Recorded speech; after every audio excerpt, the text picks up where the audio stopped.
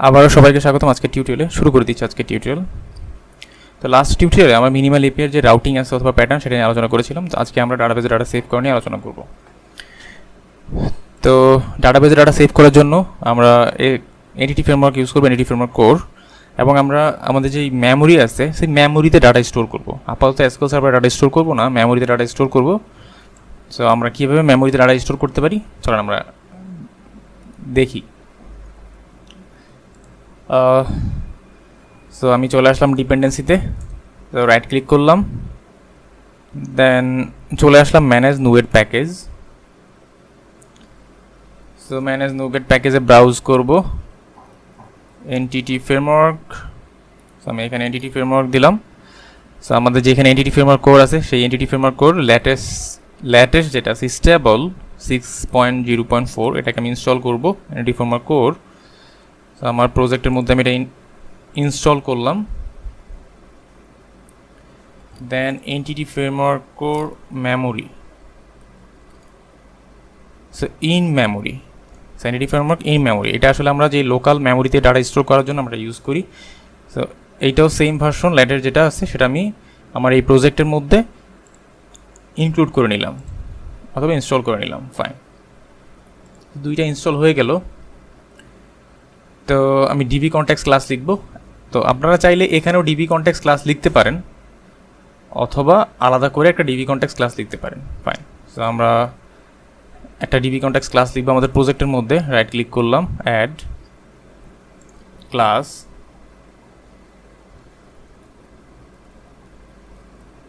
Application DB context. So ডিবির বিটাকে small করে দিলাম, অ্যাপ্লিকেশন ডিবি কনটেক্সট একটা ক্লাস লিখলাম। সো এটাকে আমি ইনহেরিট করব ডিবি কনটেক্সট ক্লাসকে। সো এখানে একটা নেম স্পেস ইনক্লুড করতে হবে, সেটা হচ্ছে এনটিটি ফ্রেমওয়ার্ক কোর। সো আমি এনটিটি ফ্রেমওয়ার্ক কোর যে নেম স্পেসটা সেটা আমি এখানে ইনক্লুড করে দিলাম। Public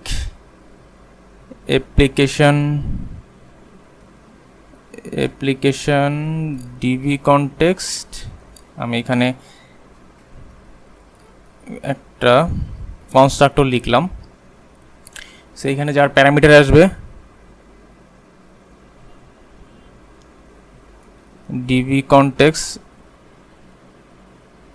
option, application DB context, then হচ্ছে অপশনস। এই অপশনটা আমি বেইজের যেই কনস্ট্রাক্টর কল হবে সেই কনস্ট্রাক্টরের অপশনটাকে দিয়ে দিব। ফাইন,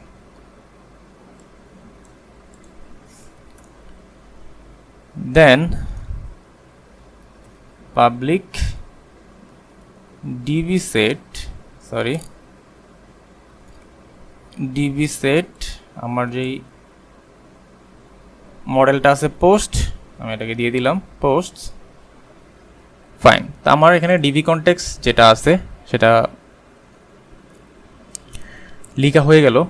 দেন এবার আমি কনফিগার করব। চলে আসলাম আমার প্রোগ্রাম সিএর যেই ক্লাস আছে সেই ক্লাসের মধ্যে।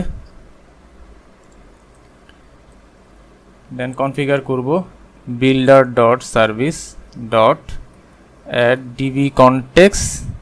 সো অ্যাপ্লিকেশন ডিবি কনটেক্সট, আমার যে ডিবি কনটেক্সটের নাম সেটা দিলাম। দেন আমি এখানে বলবো options, so options dot use. So এইখানে আমাকে যেটা করতে হবে নেম স্পেসটা অ্যাড করতে হবে এনটিটি ফ্রেমওয়ার্কের ইউজিং। সো নেম স্পেসটা আমি এখান থেকে কপি করে নিয়ে আসবো, প্রোগ্রাম, ওকে, ইউজিং মেমোরি ডাটাবেস। ওকে, সো এই কথাটা লিখতে হবে। আমি এখানে মেমোরি ডাটাবেসটা ইউজ করব। সো যেই ডাটাবেস, একটা ডাটাবেসের নাম দিতে হবে। সো টেস্ট ডিবি আমি এখানে নাম দিলাম। Okay, so test DB, that's it. আমার ডিবি কনটেক্সট ক্লাস হয়ে গেল। এখন আমি এপিআই লিখব, public map, sorry app dot map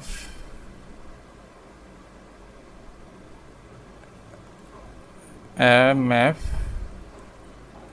get, so এখানে আমি বললাম পোস্ট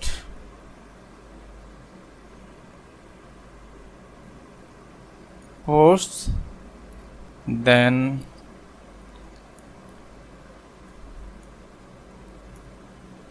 এইখানে সিম্পলি আমার ডাটা আসবে কোত্থেকে, আমার ডিবি কনটেক্সট ক্লাসটাকে আমাকে ইউজ করতে হবে। ওকে, তো যেহেতু আমি এখানে ডিবি কনটেক্সট ক্লাসটাকে ইউজ করব, আমি এখানে প্যারামিটারে বলবো অ্যাপ্লিকেশন ডিবি কনটেক্সট এর একটা অবজেক্ট ডিবি। ওকে, সো আমি এটাকে ইনজেক্ট করে নিলাম, ডিবিটাকে কল করব, দেন আমি এখানে var posts DB dot post dot to list, so list আকার আমাকে এগুলো দাও। দেন এটাকে আমি আসলে কি করব, রিটার্ন রেজাল্ট ডট ওকে, তো এর মধ্যে আমি পোস্টটাকে দিয়ে দিলাম, দ্যাটস ইট। সো অ্যাপ্লিকেশনটা রান দেই। তো এইটা হচ্ছে আমার রাউট গেট মেথড। তো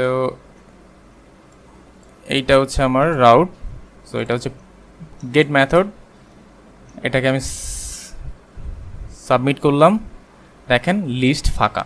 সো আমাকে এখানে লিস্ট দিবে, যতগুলো পোস্ট আছে আমার ডাটাবেসের মধ্যে সব দেওয়ার কথা, বাট এখানে কোনো ডাটা নাই, এই জন্য আমাকে ফাঁকা রিটার্ন করলো, দ্যাটস ইট। আমরা ডাটাবেস থেকে ডাটা ফেচ করা শিখে গেলাম।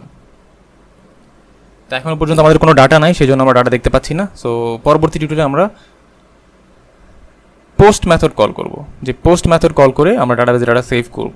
ওকে, সো সে পর্যন্ত ভালো থাকবেন, সাথেই থাকবেন, আল্লাহ হাফিজ।